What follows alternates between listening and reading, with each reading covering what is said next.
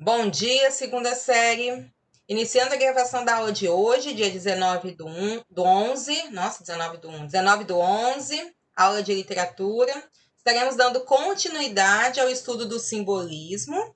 Na aula da semana passada, nós iniciamos o contexto de formação, de criação do simbolismo, qual era o objetivo dos escritores simbolistas, as características. Então, só retomando aqui, o simbolismo ele é conhecido como um período que busca representar a realidade por meio de símbolos. Nós temos ali todo um culto ao sonho, tanto que ele utiliza do surrealismo, que é um movimento de vanguarda, que trabalha com a ideia do sonho, da imaginação criadora. Nós temos a presença de figuras de linguagem, a aproximação do campo com o campo do inconsciente, a preocupação com a musicalidade na produção poética, a sugestão por meio de imagens, por meio de sons, por meio de símbolos. Há todo um espiritualismo que aparece ali, que não é uma questão religiosa, mas um misticismo. Nós não temos aqui o cristianismo, presente, mas nós temos um espiritualismo que parte para o lado do misticismo. Nós temos uma valorização do plano da metafísica. Há toda uma preocupação aqui com a alma, com as emoções interiores. Os poetas simbolistas buscavam a elevação da alma, buscavam sublimar todo esse sofrimento, tudo isso que acontecia no plano físico, para chegar ao estágio de uma alma elevada. E para os poetas simbolistas, tudo isso acontecia por meio do sofrimento, da dor, que eram para a gente, que eram para eles, na verdade, elementos necessários para o alcance desse estágio elevado. Era necessário a dor, a angústia, o sofrimento.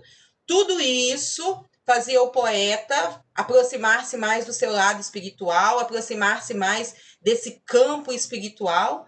E se ele chegasse à morte, então ele chegava ao estágio elevado. A morte era o fim de tudo, onde a alma iria, a partir dali, aproveitar esse estágio elevado. A alma já tinha expurgado sua dor, suas angústias, enquanto estava em vida, portanto, agora ela iria gozar de uma vida mais tranquila em um estágio superior. Nós comentamos sobre o poema Antífona, que é considerado para a gente o hino do simbolismo, e eu parei nesse poema quando eu perguntei para vocês se vocês sabiam o que era uma quimera. Foi a nossa última conversa. Algumas pessoas comentaram, e aí eu trouxe aqui só para a gente lembrar a ideia aqui do simbolismo é toda uma mistura de emoções, de sonhos, de criações. Há uma questão mental, psicológica, que aparece muito presente, que aparece muito latente, vamos dizer assim, dentro dos poemas simbolistas. E aí, quando eu perguntei para vocês o que era uma quimera, algumas pessoas acertaram, outras ficaram na dúvida. A quimera é uma figura mística, e observem que já temos a ideia do misticismo, que é uma marca do simbolismo, caracterizado por uma aparência híbrida de dois ou mais animais, e a capacidade de lançar fogo pelas narinas, sendo, portanto, uma fera ou besta mitológica, dentro dessa esfera aí da mitologia, da criação, do sonho. Então, nós temos aqui essa referência à quimera que vai aparecer dentro dos poemas simbolistas como uma ideia de imaginação criadora, como uma ideia de algo que está no plano ali mental, no plano psicológico, que está além da realidade. E nós vimos que todo o simbolismo, todas as poesias, elas partem dessa ideia de abandonar o espaço terreno para alcançar essa superioridade. Portanto, essa referência à quimera nada mais é do que o desenvolvimento de uma ação que se baseia no sonho, na imaginação criadora. Então, dando continuidade, o simbolismo é conhecido como estética da sublimação. Já expliquei isso para vocês, a ideia de sublimar. Há uma preocupação com a alma elevada, com o sublime. Portanto, todo simbolismo é marcado pela espiritualidade. Todo simbolismo foca-se no estudo da alma, do interior do ser humano. No Brasil, o simbolismo ele teve início com Cruz e Souza, nós já comentamos, duas obras que ele produziu, Missal e Broquéis. No Brasil, ele incorporou, grosso modo, os procedimentos composicionais do simbolismo francês, então ele buscou seguir exatamente como aconteceu na França. No entanto, as cenas noturnas de Boemia e o epíteto de Maldito são substituídos por uma literatura de tons mais religiosos e litúrgicos. Vamos voltar nisso aqui, ó, cenas noturnas de Boemia e o epíteto de Malditos. O simbolismo, quando aconteceu na França, ele trazia toda aquela ideia de uma vida boêmia, como aconteciam com os poetas românticos, né? Viviam em tavernas, eram boêmios. Então, essa vida regrada aí pelo álcool, pelos vícios.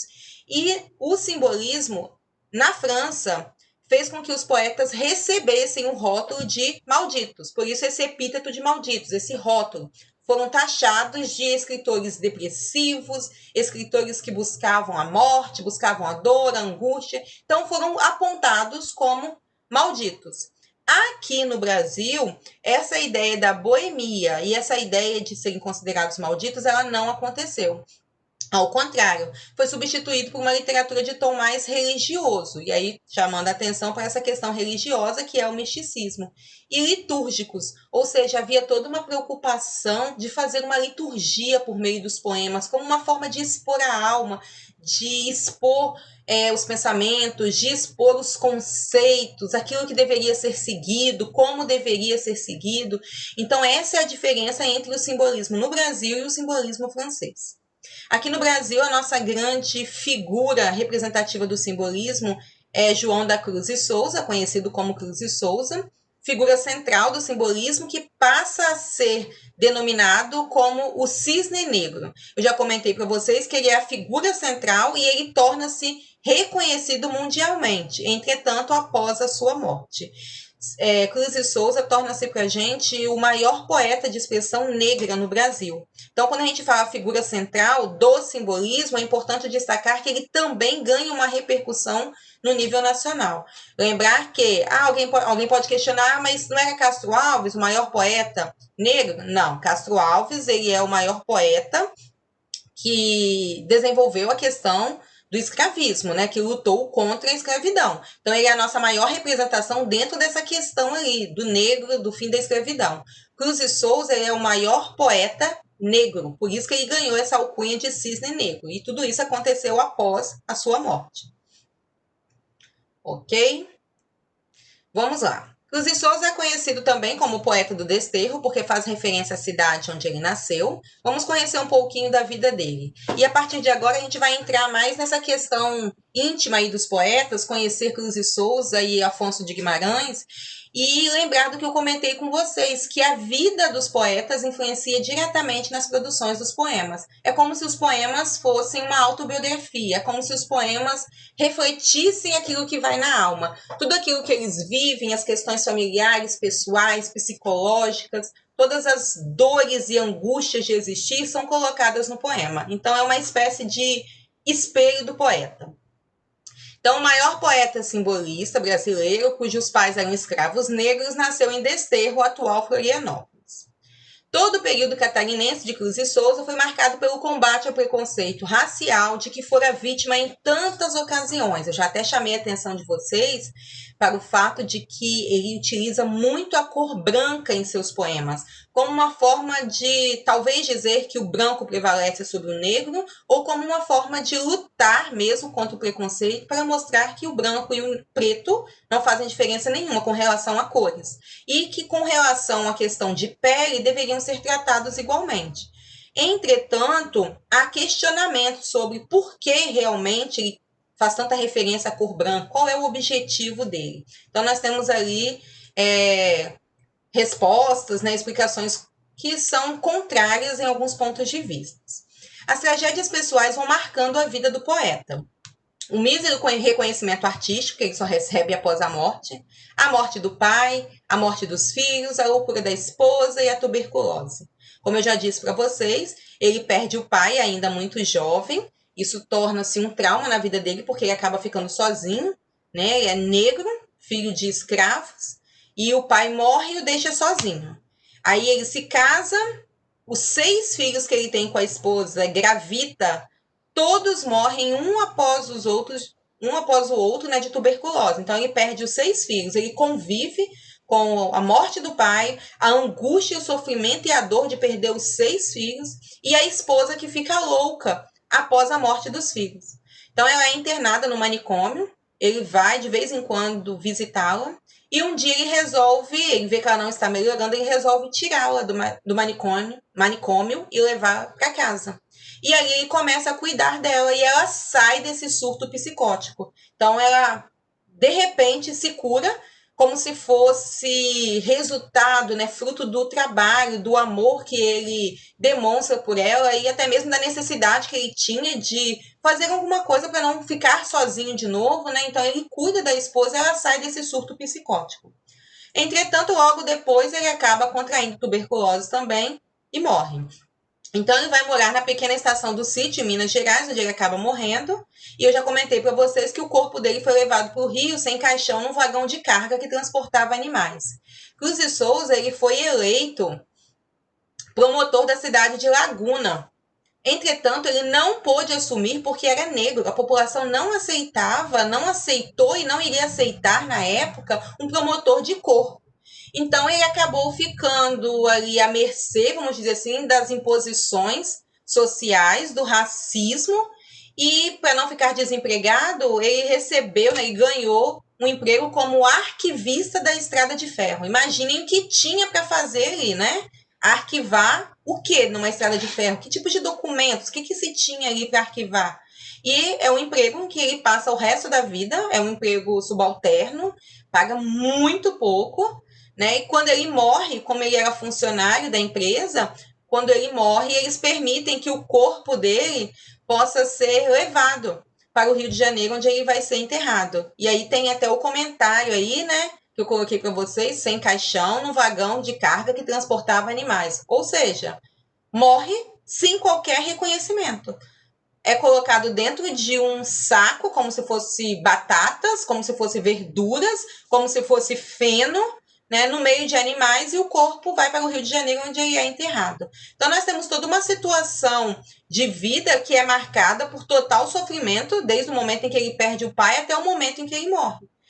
E é um escritor que, por mais que depois ele ganhe reconhecimento, ele não morreu sabendo que era um bom escritor. Ele não morreu tendo, né, essa certeza, tendo essa percepção de que ele foi um bom escritor.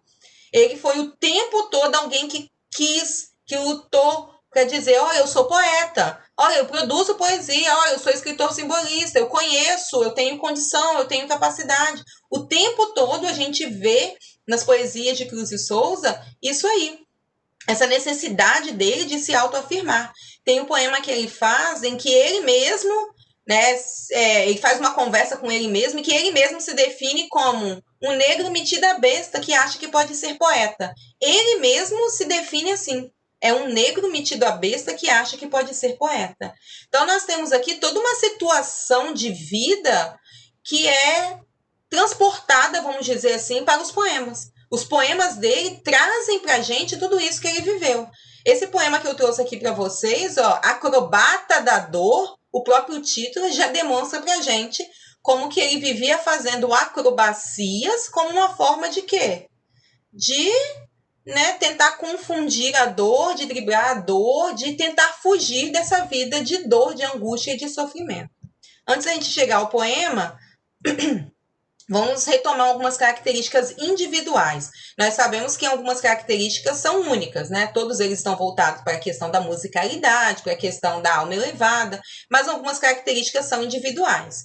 Por exemplo, em Cruz de Souza nós temos a questão do cromatismo.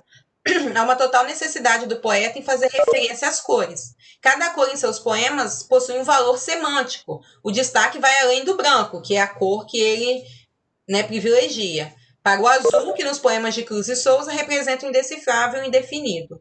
Então nós temos toda uma necessidade aqui do poeta em usar essas cores como uma simbologia. O branco, o azul, que dá a ideia ali do infinito, né, do céu. O vermelho, quando ele quer fazer referência ao sangue, né, as cores mais escuras, mais quentes, né, como o laranja, para fazer referência à dor, à angústia. Então, o uso do cromatismo ele está bem presente em Cruz de Souza. Há um grande rigor formal e um vocabulário erudito, como eu já disse para vocês, Cruz e Souza no começo ainda estava preso aos dogmas do parnasianismo, então ele se preocupa com a métrica, com rimas, com outros recursos de versificação. Há um intenso artesanato de versos e a escolha de um vocabulário e a escolha vocabular, né, bem apurada, um vocabulário assim que vá ao encontro dessa necessidade de mostrar o conhecimento da língua, o conhecimento da escrita. Isso é uma característica, né? São características, na verdade, não é só uma, são mais de uma, são características herdadas do parnasianismo, a questão da métrica, a questão do artesanato do verso, né? Da produção poética, do vocabulário apurado. O metalirismo, principalmente em broquéis, há alguns poemas que se referem mais ou menos incisivamente à ideia da produção artística, que também é uma característica herdada lá dos parnasianos. Então, Cruz e Souza evidencia aqui suas concepções poéticas, como a poesia simbolista precisa ser feita, quais são as características que precisam aparecer ali. E nós temos a loucura e a presente constante da morte, que são reflexos da vida do autor. Então, o tempo todo ele está demonstrando a questão da loucura, a questão do imaginário, da criação, né, da mente que está confusa e a presença da morte, visto que isso marcou, né, profundamente a vida dele.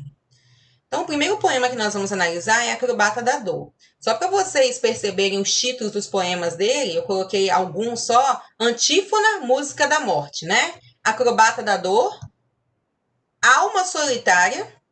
Então, os poemas dele sempre representam exatamente isso aí que marca o simbolismo, essa angústia, essa dor, esse sofrimento. Observem bem esse poema e olhem como que o poeta descreve as sensações, os sentimentos que lhe vão na alma. Gargalha, ri num riso de tormenta. Observem que é um riso que não é um riso de alegria, é um riso de tormenta. Como um palhaço que, desengonçado, nervoso, ri, num riso absurdo, inflado de uma ironia e de uma dor violenta. Da gargalhada atroz, sanguinolenta, agita os guizos e convulsionado salta Gavroche, salta Kroll, varado pelo estertor dessa agonia lenta. Pedem-se bis e um bis não se despreza. Vamos, retesa os músculos, retesa nessas macabras piruetas de aço. E embora caia sobre o chão fremente, afogada em teu sangue estuoso e quente, ri, coração tristíssimo palhaço. O poeta coloca-se como uma metáfora aqui da imagem do palhaço, né? Ou seja, pessoas que fingem uma alegria que nem sempre são verdadeiras, que fingem uma alegria que na verdade não passa de um show, né? De um crow ali, né? Um espetáculo em que as pessoas pedem bis e que as pessoas perdem a oportunidade de enxergar a alma daquele que está representando alguma coisa. Quando ele começa o poema, ele já começa dizendo que o riso é um riso de tormenta, né? A alegria que é manifestada por meio dos gestos, por meio da animação, é, na verdade, algo desengonçado, absurdo, e que está muito mais voltado para a ironia e para a dor violenta do que exatamente para aquilo que as pessoas acham que estão percebendo, para aquela animação que as pessoas pensam que está sendo representada ali. A gargalhada se torna algo sanguinolento, aquela ideia de rir para não chorar, né? Então eu vou forçar uma alegria que não existe. Quando ele coloca agita os guizos, lembra muito os escravos, né, que estavam acorrentados. Então é como se esse eu lírico aqui, ele estivesse acorrentado pelo quê? Pelas angústias, pela dor. Mas ao mesmo tempo, ele está acorrentado e ele gargalha. Só para vocês fazerem uma referência assim, imagética, vamos dizer, vamos lembrar de O Navio Negreiro, que nós temos ali os escravos, né, que loucos por causa da dor e do sofrimento, todos acorrentados, eles gargalham e gemem e riem. É essa descrição que nós temos ali, acorrentados, gargalham, gemem e riem. Então nós temos ali uma referência a um riso, que é uma gargalhada, vamos dizer assim, que não reflete alegria, como acontece aqui, como essa referência que ele faz ao palhaço. E ele diz que retesa os músculos nessas macabras piruetas de aço, ou seja, segura o rosto, né, os músculos do rosto, eles são retesados, são pressionados para não demonstrar a angústia. É como se o poeta colocasse uma máscara e ao invés de ele estar sorrindo, e nós vamos lembrar que o sorriso, ele mexe com os músculos daqui, né? Quando você sorri, ele vai retesar, transformar o rosto em algo sério, visto que ele está mascarado, como uma forma de não deixar essa expressão de dor e de angústia se sobrepor a essa alegria fantasiosa. E embora caia sobre o chão fremente, afogado em teu sangue, e ao mesmo tempo em que você está ali e de repente você demonstra sua dor, seu sofrimento, você cai como se fosse ali um momento em que eu não aguento mais manter essa máscara, não aguento mais fingir essa alegria. De repente você ri.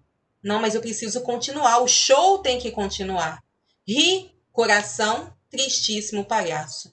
Então o poeta, ele faz essa analogia à ideia do palhaço, mas o tempo todo ele está refletindo sobre ele mesmo, sobre como é a sua vida.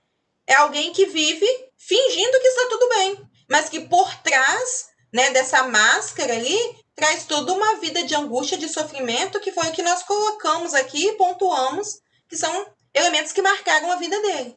Então o poeta veste, né, coloca essa máscara, veste uma capa, vamos dizer assim, para fingir uma alegria que não existe.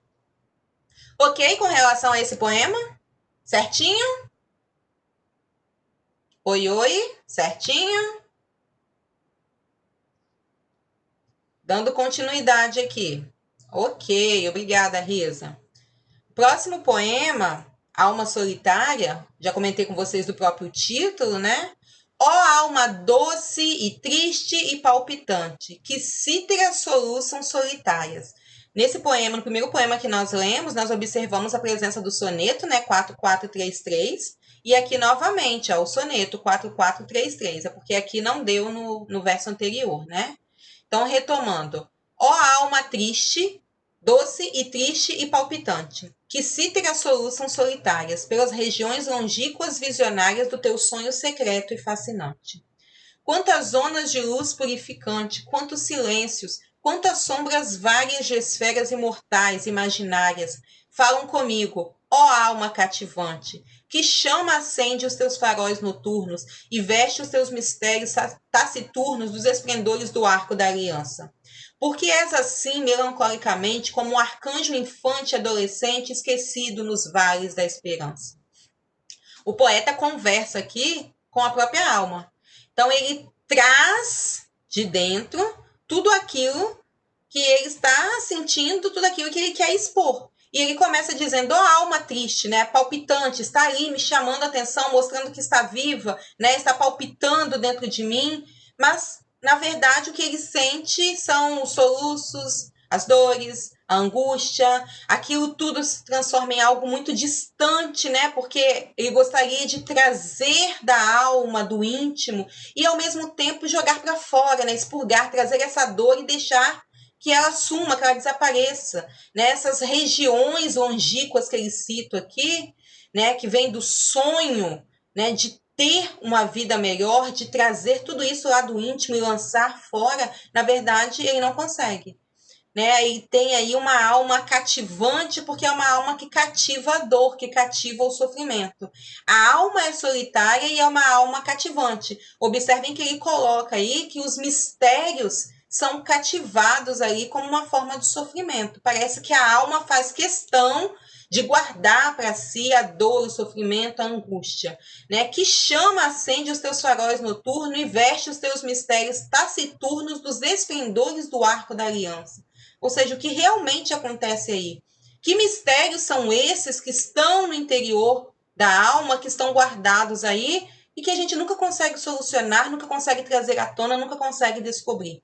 E ele termina o poema dizendo que a alma é o quê? Melancolicamente como um arcanjo infante. Ou seja, a ideia aí do arcanjo, né, seria aquele anjo infante, adolescente, que fica esquecido nos vales. Então, um anjo que deveria fazer alguma coisa para mudar a sua vida, mas que percebe que ou nada pode ser feito ou que o poeta não quer sair desse abismo, dessa angústia, dessa dor, desse sofrimento. E esse vale da esperança se torna algo muito distante para o poeta. Mesmo a esperança já dando a ideia de algo distante, parece que fica pior ainda, porque é um vale. Então, uma esperança que é encontrada no profundo.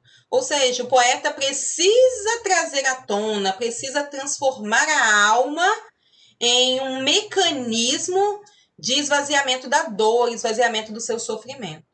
Todos os poemas de Cruz e Souza são nessa mesma linha de raciocínio, apresentam essas mesmas características, esses mesmos sentimentos, essas mesmas emoções.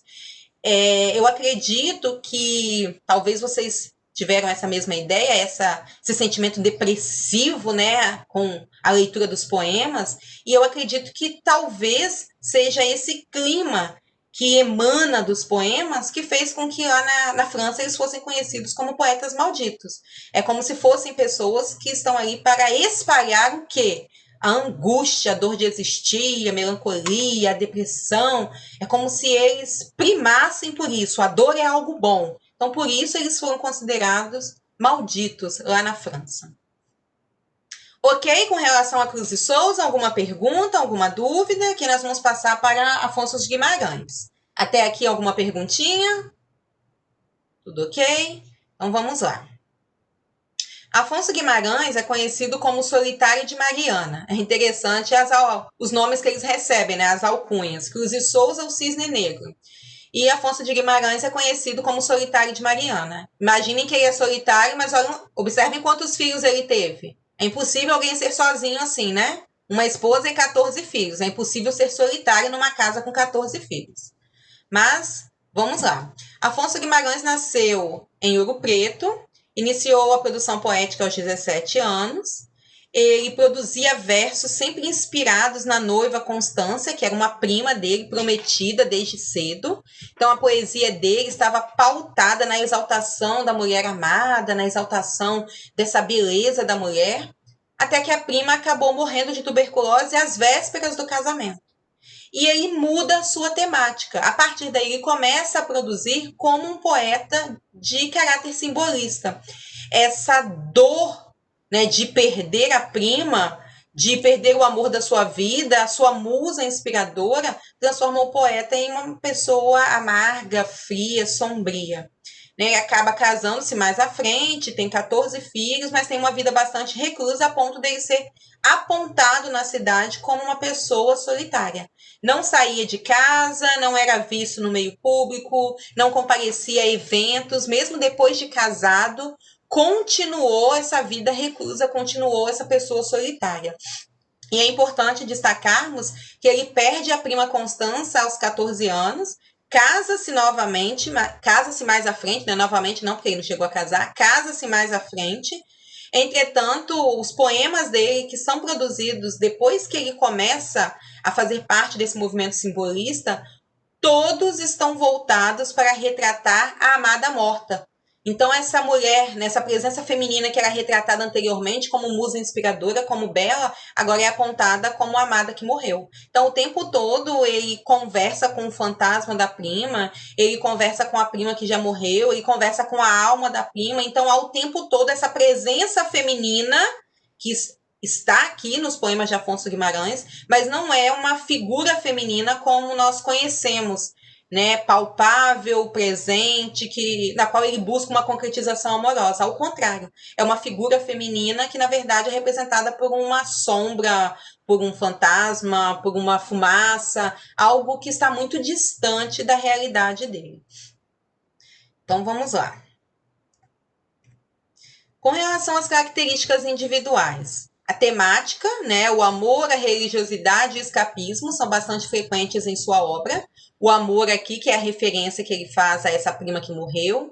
Ao contrário de Cruz e Souza, Afonso Guimarães, ele é religioso, então ele aponta bastante as questões do cristianismo, os símbolos cristãos, Cruz de Souza não, ele é místico. Afonso Guimarães ele já representa essa questão da religiosidade e do cristianismo. O escapismo o tempo todo ele busca fugir da realidade, nessa fuga do real, do ambiente fixo, vamos dizer assim, para alcançar esse estágio elevado, esse plano de elevação, até porque fora da realidade ele consegue ter contato com a prima, que foi o grande amor de sua vida. O traço mais marcante vem a ser a descrição idealizada da mulher, como eu já havia comentado, normalmente apontada como uma virgem inacessível e tragada pela morte, herança aí do desgosto pela perda da noiva Constança. Imagino que deve ter sido muito triste para a esposa dele, né? Mesmo depois de ter lhe dado 14 filhos, saber que o marido continuava apaixonado pelo fantasma da prima, né? Então eu acredito que essa vida reclusa de Afonso Guimarães era, na verdade, o reflexo de uma pessoa bastante depressiva. Alguém que, mesmo se casando e tendo filhos, não conseguiu abandonar, né, esse trauma do passado. Quanto à religiosidade, percebemos em seus versos um eu lírico completamente rendido à fé e aos motivos católicos. E essa questão da religiosidade, ela também é bem nítida aqui, como uma forma de dizer: quero alcançar essa alma elevada, porque sei que a minha prima está no céu e quando eu morrer quero estar ao lado dela. Então nós temos o tempo todo esse autor, esse eu lírico que está rendido à fé cristã, como uma forma de alcançar essa graça espiritual, que seria o céu, e assim viver ao lado da prima que morreu. É como se a gente dissesse assim, é alguém que continuou vivendo, mas é alguém que quer o tempo todo alcançar aquilo que perdeu. Alguém que só vive para morrer, vamos dizer assim. O tempo todo ele está vivendo, mas já pensando na morte, porque com a morte ele pode retomar o contato com a prima, ele pode talvez, né, ter acesso ao amor que ele sentia pela prima.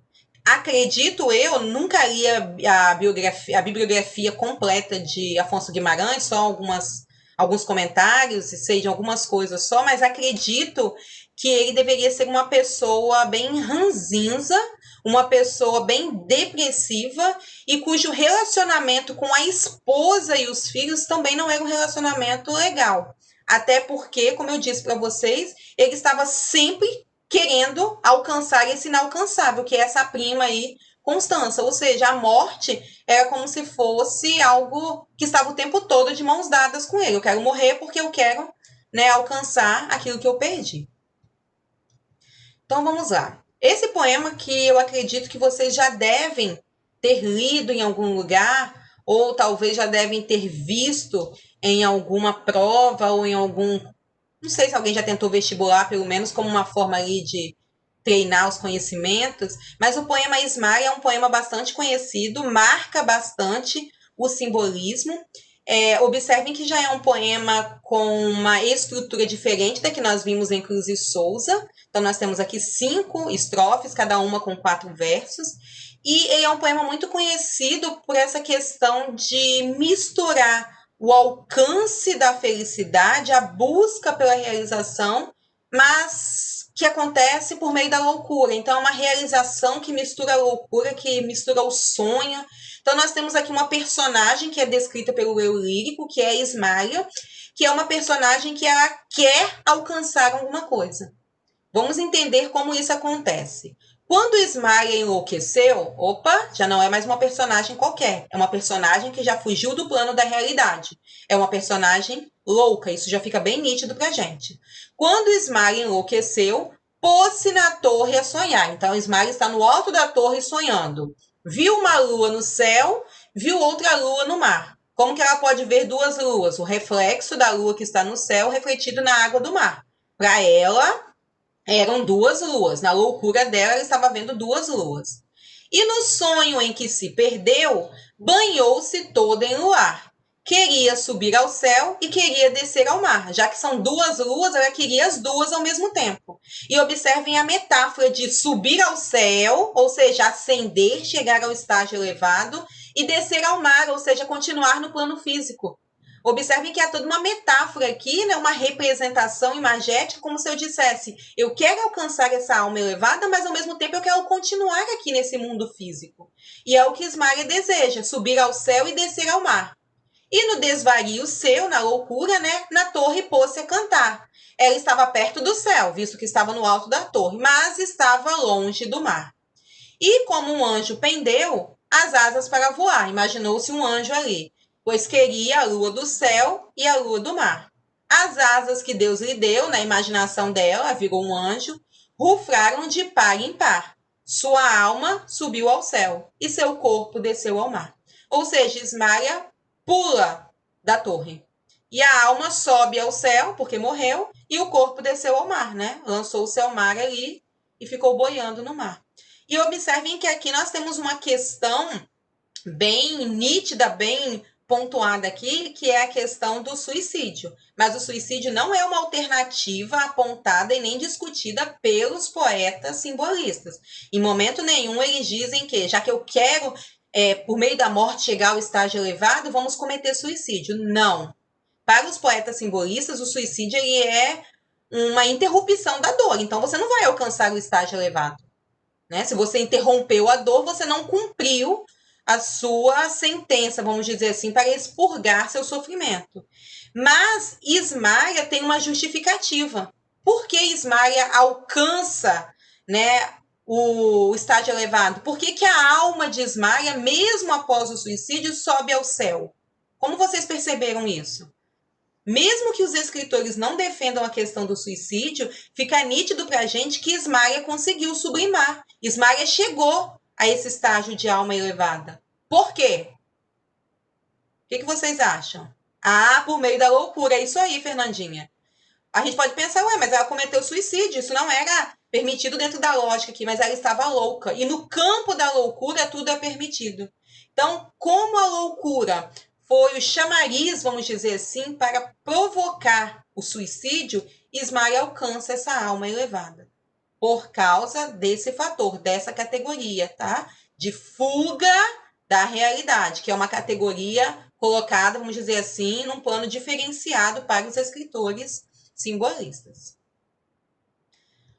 Outro poema bem conhecido de Afonso Guimarães é a Catedral. Deixa eu ver como estamos do tempo.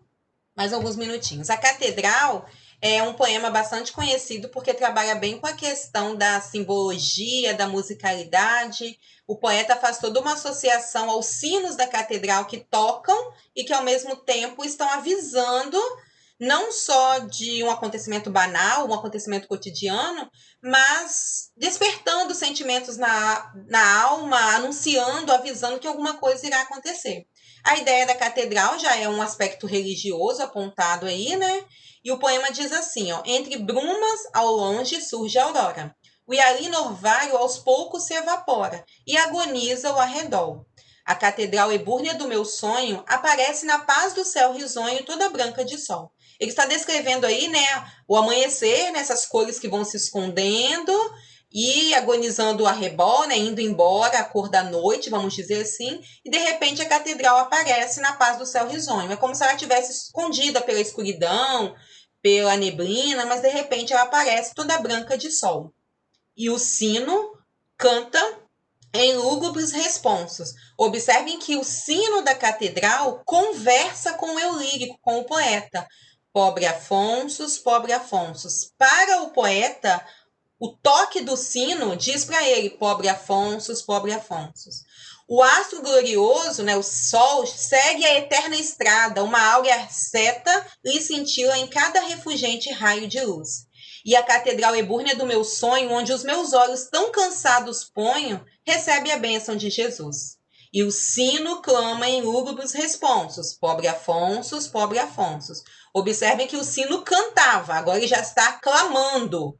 Por entre lírios e lilazes desce a tarde esquiva, né? Ao fim do dia já. Amargurada prece põe-se a luz a rezar. A catedral ebúrnea do meu sonho aparece na paz do céu tristonho, toda branca de luar. E o sino chora em lúgubres responsos.